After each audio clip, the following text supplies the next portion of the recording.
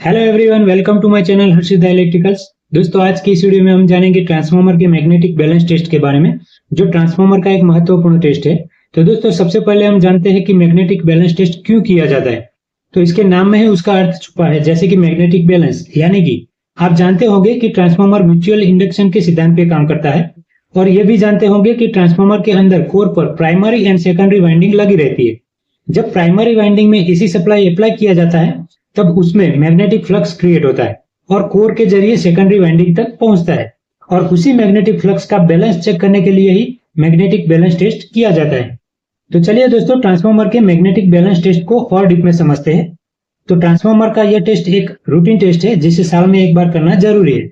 और हाँ, इसे ट्रांसफार्मर इंस्टॉलेशन के बाद भी किया जाता है, क्योंकि अगर ट्रांसपोर्टेशन के दौरान कोर में कुछ भी खराबी हुई हो तो भी इस टेस्ट के जरिए जान सकते हैं। इतना ही नहीं, जब भी ट्रांसफार्मर में इंटरनली वाइंडिंग के टर्न्स शॉर्ट होते हैं, तो उसका सीधा इफेक्ट कोर पर और उसमें क्रिएट होने वाले मैग्नेटिक फ्लक्स पर होता है, जिससे मैग्नेटिक बैलेंस टेस्ट के माध्यम से जान सकते हैं। तो दोस्तों, अब समझते हैं कि मैग्नेटिक बैलेंस टेस्ट कैसे किया जाता है। तो सबसे पहले मैग्नेटिक बैलेंस टेस्ट को 3 फेज ट्रांसफार्मर की स्टार वाइंडिंग में परफॉर्म करते हैं। तो दोस्तों, ट्रांसफार्मर वाइंडिंग में 3 फेज और एक न्यूट्रल रहता है, जिसमें सबसे पहले आर फेज और न्यूट्रल के बीच में 230 या 430 एसी वोल्टेज अप्लाई करते हैं, और बाकी बचे वाई और न्यूट्रल के बीच में मल्टीमीटर से सप्लाई चेक करते हैं। उसके बाद बी और एन के बीच में सप्लाई चेक करते हैं, यानी कि आर एन में फुल वोल्टेज देने पर वाई एन के बीच में 60 से 80% वोल्टेज मिलेंगे, जबकि बी एन में 20 से 40% वोल्टेज मिलेंगे।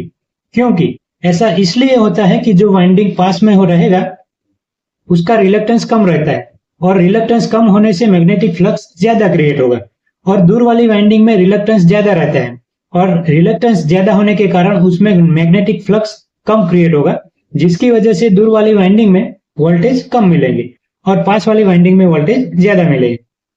अब ठीक वैसे ही Y और N के बीच में 230 वोल्ट एसी सप्लाई अप्लाई करते हैं, जिसमें सप्लाई आसपास वाली दोनों वाइंडिंग में मैग्नेटिक फ्लक्स समान रूप से क्रिएट करेगा, क्योंकि ट्रांसफार्मर वाइंडिंग में Y फेज की वाइंडिंग सेंटर में ही रहती है और बाकी दोनों वाइंडिंग उसके आसपास समान रूप से रहती है, यानी कि दोनों का रिलक्टेंस समान होगा, और रिलक्टेंस समान रहने से मैग्नेटिक फ्लक्स भी समान रूप से क्रिएट होगा, यानी कि Rn में भी 50% और Bn में भी 50% वोल्टेज मिलेंगे, जिसका सम बराबर फुल वोल्टेज मिलेंगे, जो कि अप्लाइड वोल्टेज के बराबर होता है।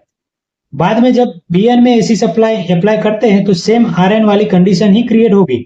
बस फर्क इतना ही रहेगा कि Rn में 20 से 40% वोल्टेज मिलेंगे और Yn में 60 से 80% वोल्टेज मिलेंगे, क्योंकि अब Bn के नजदीक Yn की वाइंडिंग हो जाती है, जिससे कम रिलक्टेंस के कारण उसमें ज्यादा मैग्नेटिक फ्लक्स क्रिएट होगा, और ज्यादा मैग्नेटिक फ्लक्स क्रिएट होने से वोल्टेज भी ज्यादा मिलेंगे।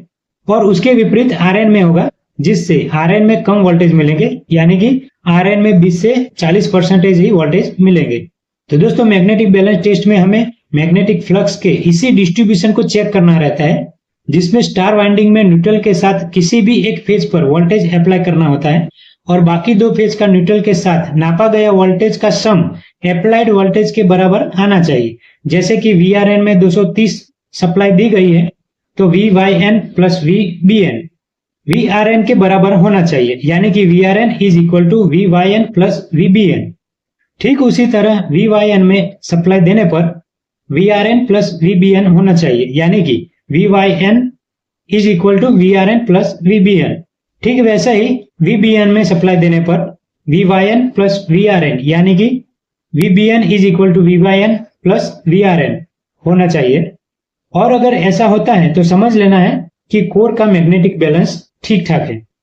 तो दोस्तों, ये तो बात हुई स्टार वाइंडिंग की। अब बात करते हैं डेल्टा वाइंडिंग की। तो डेल्टा वाइंडिंग में स्टार वाइंडिंग की तरह न्यूट्रल नहीं होता है, जिसके कारण हमें दो फेज के बीच में वोल्टेज अप्लाई करना पड़ता है, और वोल्टेज का डिस्ट्रीब्यूशन स्टार वाइंडिंग की तरह ही आएगा। अंतर बस इतना रहेगा कि सेंटर लिंक की कॉइल किन दो फेज के बीच में सप्लाई देने पर सर्किट में आएगी, यानी कि 50-50% डिस्ट्रीब्यूशन किन दो फेज के बीच में आएगा। लेकिन उसे जानने के लिए आपको वेक्टर ग्रुप देखना पड़ेगा। तो यहाँ पर हम DYN11 टाइप का वेक्टर ग्रुप को समझते हैं, जैसे कि R और Yn के बीच में फुल वोल्टेज अप्लाई करने पर YB के बीच में 60 से 80% एंड BR के बीच में 20 से 40% वोल्टेज मिलेंगे। ऐसे ही YB के बीच में फुल वोल्टेज अप्लाई करने पर RY के बीच में 50% और BR के बीच में 50% वोल्टेज मिलेंगे। ठीक वैसे ही BR के बीच में फुल वोल्टेज अप्लाई करने पर YB के बीच में 7 से 80% एवं RY में 20 से 40% वोल्टेज मिलेंगे। अब अलग अलग वेक्टर ग्रुप के ट्रांसफार्मर में डेल्टा वाइंडिंग में वोल्टेज परसेंटेज तो वही रहेगा, लेकिन किन दो फेज में कौन सा परसेंटेज रहेगा वो सिर्फ वेक्टर ग्रुप के आधार पर ही निर्धारित होता है। तो दोस्तों इसके साथ आज की इस वीडियो को पूरी करता हूं। आई होप कि वीडियो आपको पसंद आई होगी। अगर वीडियो पसंद आई हो तो वीडियो को लाइक करें, चैनल को सब्सक्राइब करें और बेल आइकन पर क्लिक करें ताकि ऐसे ही यूजफुल वीडियो की नोटिफिकेशन आपको मिलती रहे। और हाँ, ट्रांसफार्मर टेस्ट की नेक्स्ट वीडियो के साथ जल्द ही मिलेंगे। तो मिलते हैं अगली वीडियो में, तब तक के लिए गुड बाय।